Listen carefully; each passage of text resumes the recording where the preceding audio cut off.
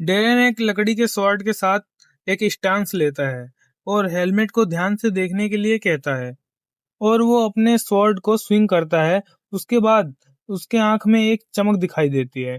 अब इसके साथ ही उसके हाथ की वो लकड़ी की स्वॉर्ड चमकने लगती है और वह उसे स्विंग करता हुआ आगे बढ़ता है। तभी हेलमेट ये सब देखकर चौंक जाता है और कहता है, अभी वह लकड़ी का टुकड़ा चमक रहा था।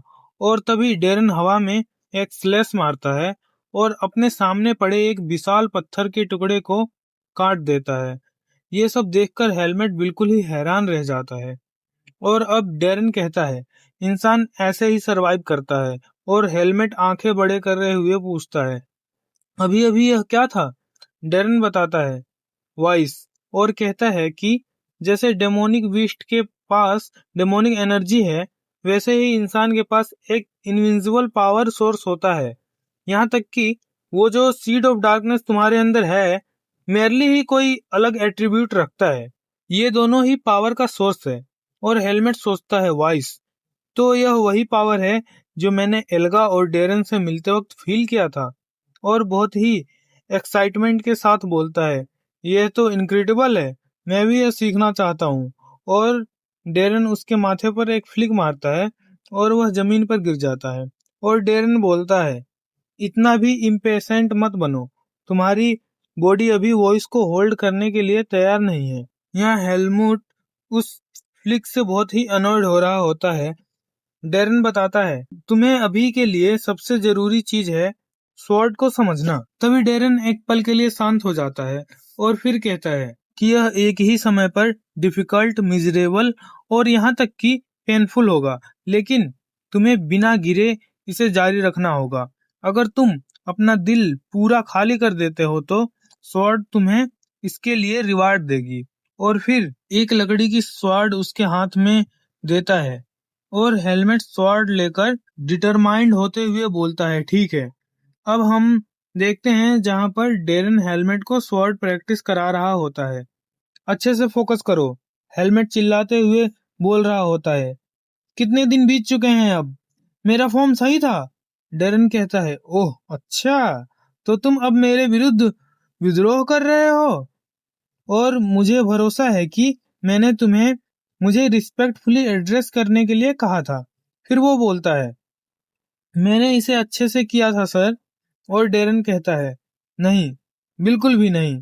फिर हेलमेट पूछता है, तब प्रॉब्लम क्या था सर? डेरन बताता है कि प्रॉपर फॉर्म होना ही सब कुछ नहीं होता है। एक पल के लिए ये बात सोचो। हेलमेट पूछता है, तो फिर?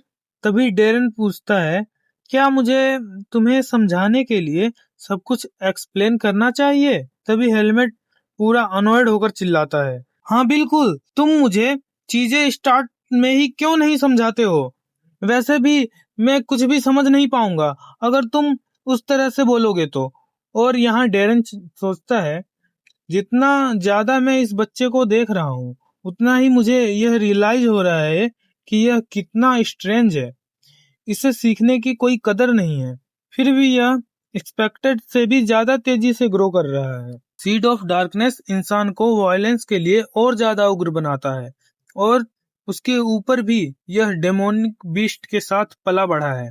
हालांकि जैसा वह दिखता है उसके विपरीत है। यह बच्चा अविश्वसनीय रूप से तर्कसंगत है। वह विनम्र नहीं है, लेकिन वह दृढ़ और आसानी से हार नहीं मानता। इसमें कुछ तो अलग बात है। इसके साथ ही वह आगे बढ़ता है और कहता है, तब मैं तुम्हें सिखाऊंगा। और अपनी लकड़ी की स्वॉर्ड से हेलमेट पर वार करता है। हेलमेट दर्द से चिल्लाता है, आह। डेरन कहता है, तुम कमजोर हो गए हो, और उसे फिर से मारता है।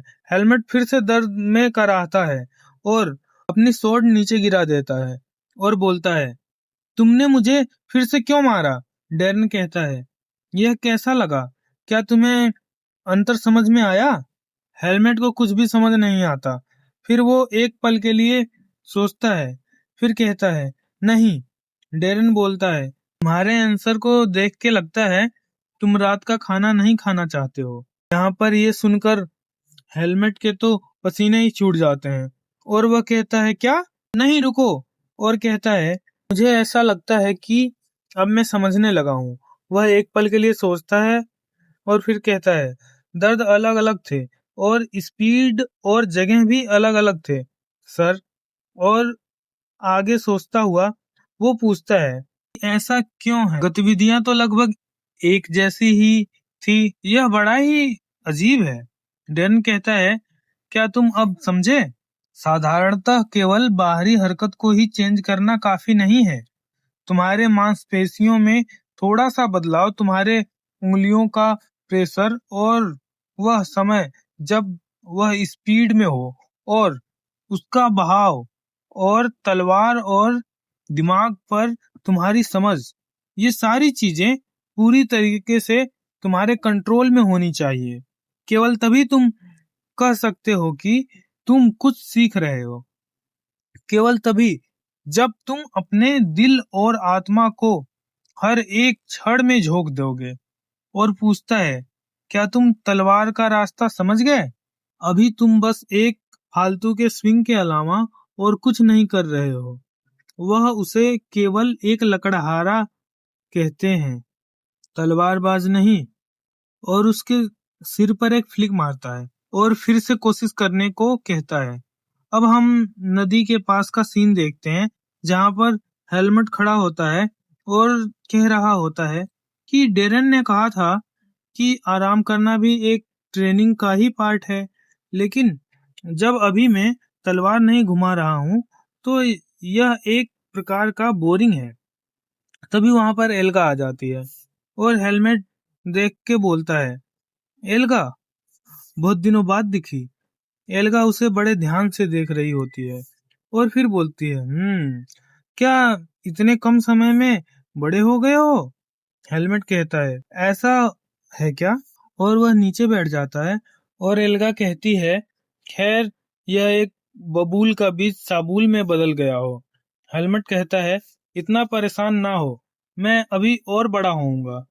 अरे हाँ, अब मुझे याद आया, डेरन ने कहा था कि उस पर तुम्हारा कर्ज है। फिर एल्गा बोलती है, डेरन, क्या तुम यह उस इंसान का नाम बता रहे हो? उसने कहा था कि वह यहाँ रहना चाहता था, तो मैंने उसे यहाँ रहने के लिए स्पेशल परमिशन दे दी थी। तभी हेलमेट कहता है, तुम तो किसी को भी साथ नहीं रखना चाहती हो एल्गा। क्या तुम मुझसे लड़ना नहीं चाहती थी? और एल्गा कहती है कि लगता है कि तुम्हारा इंसान के साथ रहने ने तुम्हें एक मूर्ख बना दिया है। मैं फॉरेस्ट ऑफ रूट के सेंट्रल टेरिटोरी की मास्टर हूँ एल्गा। नो मैटर कोई भी हो, वो अगर मेरे को परेशान करेगा तो मैं लड़ूंगी। और फिर वह आवाज नीचे करते हुए बोलती है कि या फिर नहीं, और कहती है, मैं सावधानी बरत रही थी कि कहीं लड़ाई के दौरान वह घिनौना सांप मुझ पर हमला ना कर दे। हेलमेट कहता है, घिनौना सांप? और सोचता हुआ कहता है, ओह, वही जो जंगल के पश्चिम में रहता है, नाहो, यही नाम था। एल्गा कहती है, हाँ, वह दो सिर वाला सांप। वह उस इंसान के लिए एम कर रहा था। अगर हम दोनों ने आपस में मिलकर एक दूसरे को थका दिया तो उसके लिए इससे अच्छा कोई और मौका नहीं होगा। तो हेलमेट पूछता है, तो अगर तुम डेरेन से लड़ती तो क्या तुम जीत जाती? तभी एल्गा एक पल के लिए शांत हो जाती है और फिर कहती है, किसे पता, क्योंकि डेमोनिक बीस्ट जैसे कि मैं, हम अपनी एनर्जी को दिखा देते हैं जो कि तुम महसूस करके बता सकते हो, जबकि इंसान सामान्य रूप से कोई भी इस तरह की एनर्जी नहीं दिखाते हैं। मेरा ये मतलब है कि वो अपनी ताकत छुपा सकते हैं।